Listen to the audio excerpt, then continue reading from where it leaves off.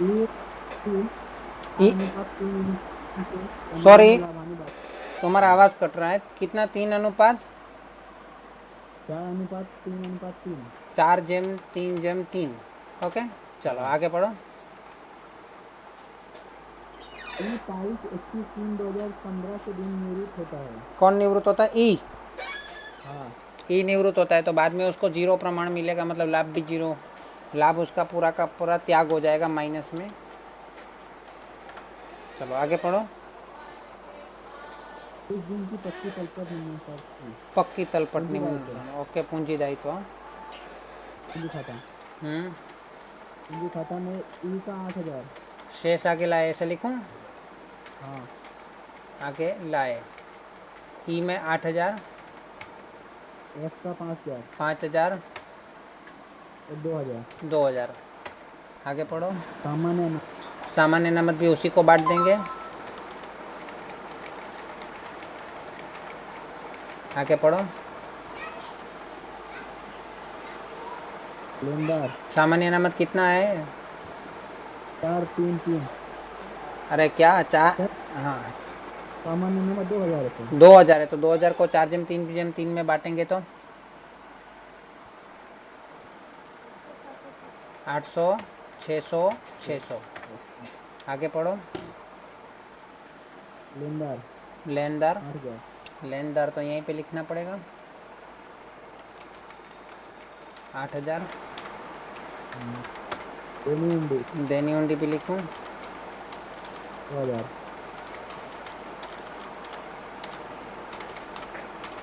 2,000। और आगे पढ़ो। संपत्ति वगैरह में ख्याति संपत्ति लेना में ख्याति, तो संपत्ति लेना 1,000। की ख्याति तो हम बांट देते हैं ना। नुकसान हमारा है, क्या है? 1,000 है। कितना है? 1,000। 400, 300 और 300। क्लियर? आगे पढ़ो। जमीन मकान 6,000। जमीन मकान उसको लिख देते हैं 6,000। बोल। फर्नीचर 4,000। फर्नीचर 4,000। आगे पढ़ो। स्टॉक 6,600। 6,600।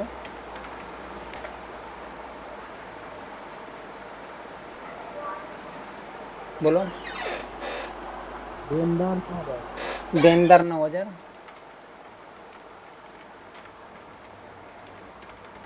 आगे रोकड़ 400।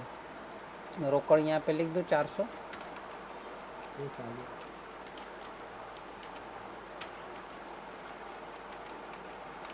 ओके, आगे पढ़ो। नियुक्ति शर्तें निम्नानुसार की गई है। पहला, ख्याति निवृत्ति का की मूल्यांकन शर्तें। 4,000 से किया गया। ख्याति का मूल्यांकन दे दिया, अच्छा है, चलो गिनती नहीं करना पड़ेगा। 4,000 से किया गया है तो पहले उसको पुराने प्रमाण में तो बांट ही देते हैं। 4:3:3 में मतलब कितना आएगा? 1,600, 1,200 और 1,200। आगे पढ़ो। वो इसका तो वो तो निवृत्त हो रहा है तो उसका माइनस 1,600 हो जाएगा ना।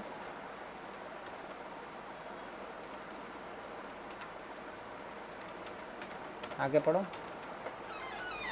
दूसरा, स्थायी संपत्तियों की कीमत में 20% वृद्धि करना। स्थायी संपत्ति में कौन सी है? इसमें से जमीन मकान स्थायी संपत्ति है, उसमें बीस हाँ। प्रतिशत की वृद्धि करेंगे। फर्नीचर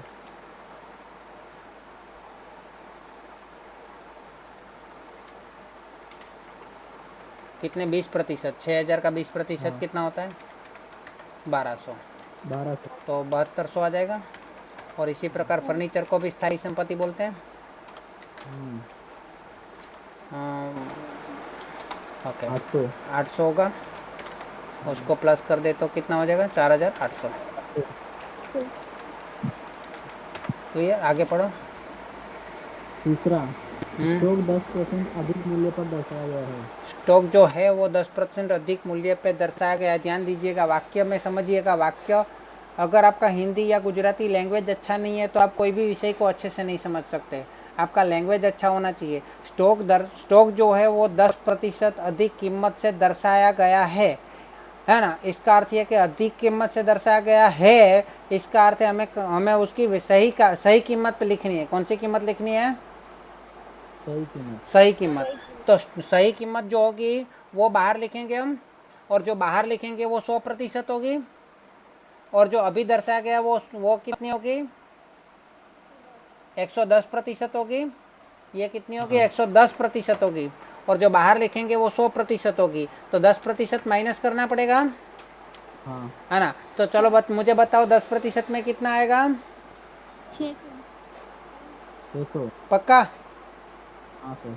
तो 6600 का 660 नहीं होगा? 660 होगा सर। गलत है। छठा है। देखो 110 बराबर 6600, तो 10 बराबर कितना? 660 आएगा सर। हाँ वही तो। यही मैं बताना चाहता 600 तो ही आएगा। मैं बताना चाहता हूँ कि देखो मेरी यहाँ बात सुनो, ये 110% है। तो 110% बराबर 6600, तो 10 बराबर कितना? आपको क्या करना है? 6600 को 10 से गुणा करना है और 110 से भाग करना है। कितना होगा? जिसने भी 660 बोला है उन सबको बोल रहा हूँ कि 6600 गुणा 10 भागा 110 कितना आ रहा है? 600। 600 आया। और जो बाहर सही कीमत है वो कितनी आ जाएगी? 6600 में से 600 जाएगा तो 6000। 6000। इसका अर्थ ये हुआ कि ये जो 10% है, किसका 10% है? बाहर जो कीमत है ना, सही कीमत, उसका 10% है, ना कि वो 110 वाले का 10% है। ठीक है, चलो आगे पढ़ो। चौथा, नया लाभ हानि का प्रमाण एफ और जी के बीच 4:1 निश्चित किया गया है। नया लाभ हानिकरण 4/1 का निश्चित किया गया। आगे पढ़ो। पांचवा, हम्म तो उसकी लेनी रकम चुकाने के बाद और नई पीढ़ी के होकर रुपया स्टॉप 1000 स्टॉप रहे, इस प्रकार एफ और जी आवश्यकता स्टॉप स्टॉप। रेकॉर्ड की गई। अभी पहले 4/1 दर्शाया गया है, तो इसको 4000 को 4/1 में बांट दें। 4000 को 4/1 में बांटो, कितना आ रहा है? 3200 और 800। चलो अभी डिफरेंस कितना आ रहा है यहाँ पे? 3200 और 1200 का 2000। और यहाँ पे डिफरेंस कितना आ रहा है? 1200 और 800 का 400। 400। चलो मुझे ये बताओ कि ये जो लास्ट में जो डिफरेंस आ रहा है उसमें कौन सा जमा होगा, कौन सा उधार होगा? एक ई में कौन सा बड़ा है? उधार बड़ा है कि जमा बड़ा है? जमा बड़ा है। एफ में कौन सा बड़ा है? 1200 बड़ा है कि 3200? नीचे वाला उधार। उधार। और इसमें कौन सा बड़ा है? 1200 बड़ा है कि 800? जमा। जमा। तो इसकी एंट्री कर दे अभी, है ना? तो एंट्री कौन सी करेंगे? उधार वाली पहले करेंगे या जमा वाली? जमा वाली। जमा वाली, क्योंकि जमा दो जगह पे है ना, जमा दो जगह पे, इसलिए वो पहले करेंगे। तो ई के पूंजी खाते में जमा बाजू लिखेंगे 1600, और जी के पूंजी खाते में लिखेंगे जमा साइड 400। और ई और जी में लिखा है तो यहाँ पे अंदर क्या लिख देंगे? एफ के पूंजी खाते, है ना? वो भी उसकी क्रॉस एंट्री दे देंगे एफ में। एक तो 1600 की एंट्री देनी है और एक 400 की एंट्री देनी है। तो 1600 और 400 अपना 2000 हो गया, है ना? तो चलो यहाँ पे क्या नाम लिखेंगे? पहले 1600 के सामने ई की पूंजी। के पूंजी खाते, और 400 के सामने क्या लिखेंगे? जी के पूंजी खाते। क्लियर है? चलो अभी मुझे ये बताओ, ये 1600 और 400 है, इसकी एंट्री तो हो गई। ओके, चलो अभी क्या करना है? अभी आगे बताओ। सर पढ़ो। हाँ, ई को उसकी लेनी रकम चुकाने के बाद 1 मिनट। और वो टॉपिक आ गया ना, तो फिर पहले एक काम करते हैं, हमने एक एंट्री यहाँ पे करनी बाकी रहेगी। ज़मीन मकान फर्नीचर में वृद्धि किया तो हमारा फ़ायदा हुआ कि नहीं? तो ज़मीन मकान में कितना है? 6000, अरे 1200 का फ़ायदा हुआ। और यंत्र में कितना फ़ायदा हुआ? अरे फर्नीचर में 800। 800 का फ़ायदा हुआ। अच्छा, और किस में नुकसान हुआ? स्टॉक में स्टॉक में कितना नुकसान हुआ? 600। 600। चलो ओके, ठीक है। तो अभी आगे पढ़ो। ई को उसकी लेनी रकम चुकाने के बाद और नई पीढ़ी में रोककर रुपये 1000 रहे। हम्म, इस प्रकार एफ और जी औसत रोकड़ इस प्रकार लाएंगे या ले जाएंगे कि जिससे नई पीढ़ी में उनकी पूंजी नए लाभ हानि के पैमाने ओके। रहे। ई को उसकी लेनी रकम चुका देने के बाद, लेनी रकम चुकानी है मतलब यहाँ पे पुनः मूल्यांकन का सभी टॉपिक हो गया होना चाहिए। पुनः मूल्यांकन का सभी टॉपिक हो गया होगा तो यहाँ पे डिफरेंस कितना आ रहा है, 2000 में से 600 गया तो 1400 आ रहा है अभी। और कोई समायोजन नहीं है ना, चेक कर लीजिएगा, नहीं तो फिर प्रॉब्लम हो जाएगा। तो उसके पुराने प्रमाण में बांट दें, ई एफ जी, ठीक है। पूंजी खाते, तो चलो 1400 को अगर 4/3/3 में बांटेंगे तो 800। नहीं, 1400 है ना डिफरेंस। 1400। 560, 420, 420, ठीक है। आगे पढ़ो। अच्छा, इसका क्रॉस एंट्री करना है ना, 400, 560, 420, 420 है ना। ये कहाँ से लाए, पुनः मूल्यांकन खाते से।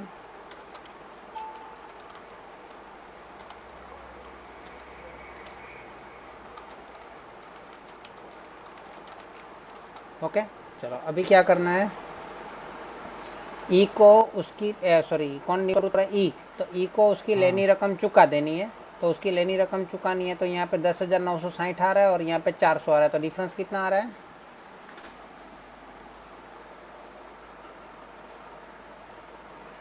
10,960 और 400, डिफरेंस कितना आ रहा है, 10,560। 10,500। हाँ, इतना उसको रोकड़ चुका देना है, तो यहाँ पे लिखूँ रोकड़ खाते, है ना। और धंधे में 1,000 रोकड़ रखनी है, तो शेष आगे लगे कितना रखना है, 1,000 रखना है।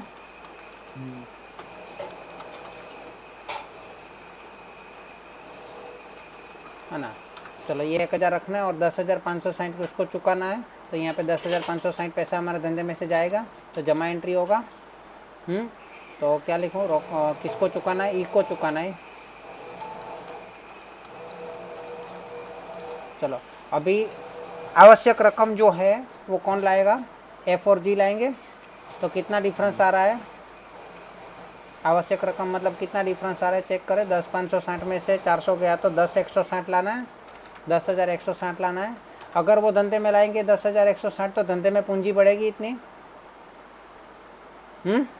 धंधे में 10,160 बढ़ेगा, है ना। अभी एफ और जी की पूंजी कितनी है चेक करो, क्या वाक्य क्या लिखा है वो भी चेक करो। और तो अभी उस एफ और जी की पूंजी कितनी रहेगी, अभी की हाल फिलहाल कितनी पूंजी है ना, उतनी पूंजी उसको रखनी है, लेकिन नए लाभानी के प्रमाण में मतलब 4/1 में रखनी है ना। तो अभी की पूंजी कितनी है पहले वो चेक करो। एफ का टोटल कितना आ रहा है, 5,000 प्लस 600, नहीं तो डायरेक्ट भी कर सकते हो आप, 5,000 प्लस 600 प्लस 420 किया, कितना आया, 6,020 आया। उसमें से माइनस करो 300 माइनस 1,600 माइनस 400, कितना आया, 3,720। 3,720। एक तो 3,720 इसका आएगा, ठीक है। अभी मैं यहाँ पे लिखता हूँ, आपको लिखना नहीं है ना। चलो उसके अलावा जी का कितना आ रहा है, 2,000 प्लस 600 प्लस 400 प्लस 420, 3,420।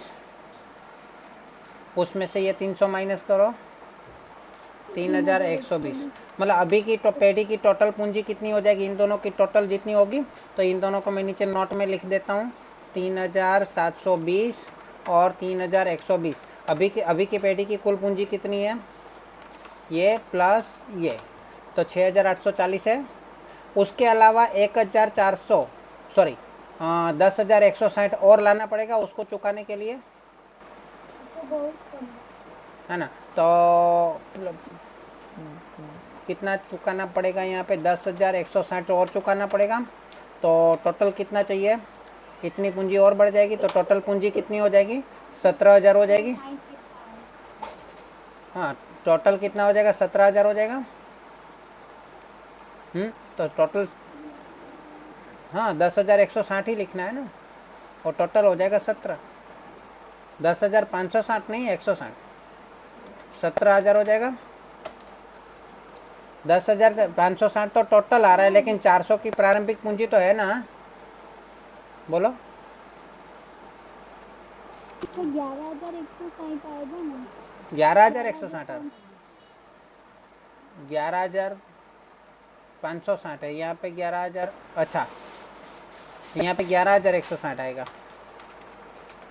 ओके, तो 11,160 लाना है, तो 11,160, तो 18,000 चाहिए, तो 18,000 हम यहाँ पे लिख देते हैं। कुल पूंजी पेटी की 18,000 होनी चाहिए, और वो भी कैसे, नए लाभानी के प्रमाण में, मतलब 4/1 के प्रमाण में। तो नया लाभानी का प्रमाण यहाँ पे है हमारे पास। चलो, तो 4/1 के प्रमाण में इसको बांटा जाए, तो 4/1 के प्रमाण में कितना होता है? 14,400 और 3,600। अच्छा, 14,400 और 3,600, 14,400 और 3,600, है ना। इतना पैसा वो लोग नई पूंजी के रूप में रखना है ना। तो वो यहाँ पे कैसे होना चाहिए, ये तो मैं मिटा देता हूँ, वो तो डिफरेंस निकालने के लिए मैंने रखा था। तो इसको यहाँ पे रखना पड़ेगा, शेष आगे ले गए। इसका कितना, 14,400, और इसका कितना होगा, 3,600। क्या लिखूँ यहाँ पे,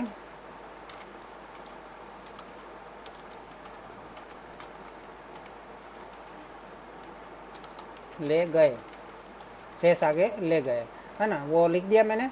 अब मुझे बताओ कि कितना कम पड़ रहा है, कितना, कौन सी साइड कम पड़ रहा है, उतना पैसा वो लाएंगे या फिर ले जाएंगे। और यहाँ पे 11,160 भी हमें लिखने की ज़रूरत नहीं है, क्योंकि वो अपने आप हो जाएगा, है ना। चलो, तो कौन कितना लाएगा, कितना ले जाएगा, अभी डिफरेंस निकालते हैं। तो एफ़ के दाजू देखे तो एफ़ में जमा साइड डिफरेंस आ रहा है, मतलब वो लाएगा। हाँ, तो कितना लाएगा, 16,700 में से 6,020 माइनस करो। 16,700 में से 6,020 इस साइड का, उधर साइड के टोटल में से जमा साइड का टोटल माइनस करो। 16,700 में से 6,020, 10,000 कितना, 80, 680।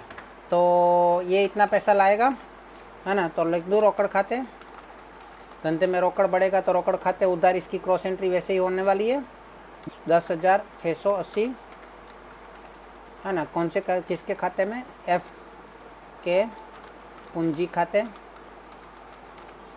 क्लियर। और जी की बात करें तो जी में कौन सी साइड टोटल आ रहा है, उसमें भी उधर साइड ज़्यादा आ रहा है, तो वो भी लाएगा पैसा, कितना लाएगा, 480 लाएगा, वो 480 लाएगा। तो वो 480 की भी एंट्री यहीं पे कर दूँ। किसके पूंजी खाते, जी के पूंजी खाते, 480 वो लाएगा। तो यह हो गया दोनों साइड 11,560। अब ये जो शेष आगे ले गए 1,000 लिखा है ना, वो यहाँ पे आर्थिक चिट्ठे में लिख देता हूँ 1,000 शेष आगे ले गए, क्योंकि धंधे में रखने का बोला था। इसकी जगह पे ऐसा भी बोल सकते हैं कि कार्यशील पूंजी, है ना। चलो, अभी ये देनदार का कुछ नहीं बोला है तो बाहर लिख दो 9,000। अच्छा, ये लेनदार और देनी हुंडी का कुछ नहीं बोला है तो उसको भी बाहर लिख दूं कि कोई समायोजन है, समायोजन नहीं है ना। तो देखो, दोनों साइड का टोटल 28,000 आ गया। और कोई एंट्री बाकी नहीं है ना, तो देख लीजिए, लिख लीजिए।